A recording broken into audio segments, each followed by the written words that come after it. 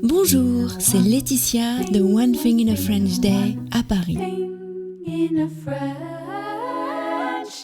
Aujourd'hui, mercredi 9 avril 2025, nous reprenons la suite de notre conversation avec Émilie. Dans l'épisode de lundi, Émilie nous a parlé de ses sorties créatives et elle a notamment mentionné 12 sorties autour de 12 pâtisseries classiques françaises. Eh bien, ces 12 pâtisseries seront à l'honneur dans les notes qui accompagnent le texte du podcast aujourd'hui. Vous pouvez vous abonner sur onethinginafrenchday.com. Chaque abonné avec note reçoit les textes et les notes des 10 derniers épisodes. Nous rejoignons donc Émilie, enregistrée à Paris, samedi après-midi, en plein soleil, sur les quais de Seine. Ah bah merci. Et c'est important pour toi, en fait, qu'il y ait une dimension supplémentaire à simplement la course. Oui, tout à fait. Alors moi, j'adore prendre des dossards, faire des courses, voir ma progression dans le milieu de la course à pied.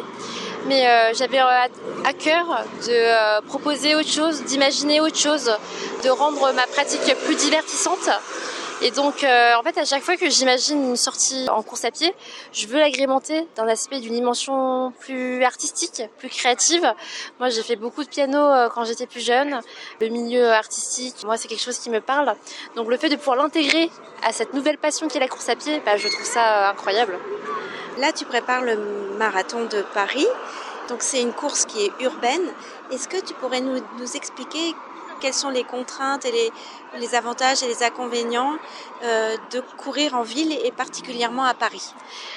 Oui, alors surtout que je cours souvent à Paris, je cours en dessinant même dans Paris.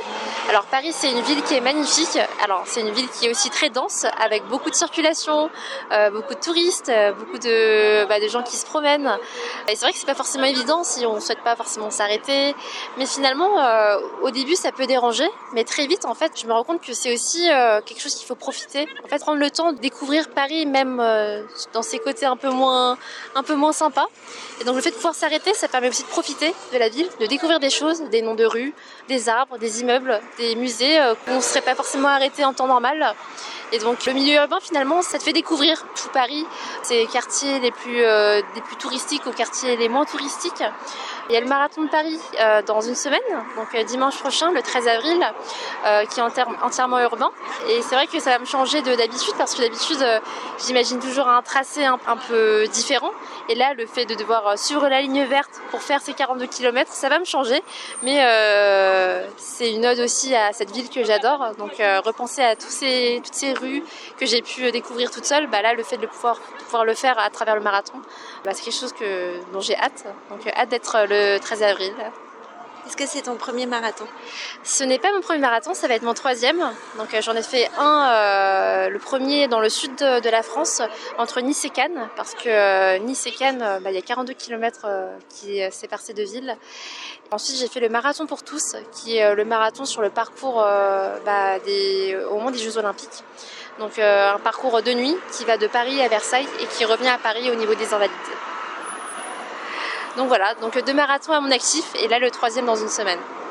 T'en es où là de ta préparation? Donc là on est sur la fin, on est à 7 jours du marathon, donc l'idée c'est de réduire la charge, donc je cours beaucoup moins. C'est vrai que ça peut provoquer un certain manque quand on est habitué à courir des très grosses distances, des volumes qui sont assez importants en temps normal. Et donc là j'en profite pour me reposer, pour profiter du beau temps aussi qu'il y a en ce moment à Paris, pour me balader. Donc ça change un peu, mais au moins l'idée c'est d'arriver frais le jour J.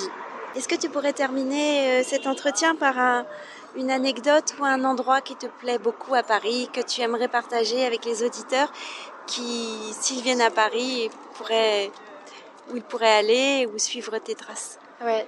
Alors le 14 février dernier, j'ai imaginé pour la Saint-Valentin un cœur dans Paris, donc un parcours qui fait la trace d'un cœur.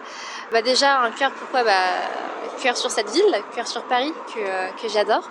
Et donc il fait une dizaine de kilomètres, donc même en marchant sur une journée tranquillement, on peut passer par les coins les plus sympas de Paris, donc trace qui est rive droite, donc qui passe par Place Vendôme, qui passe dans le Marais, qui passe par Châtelet.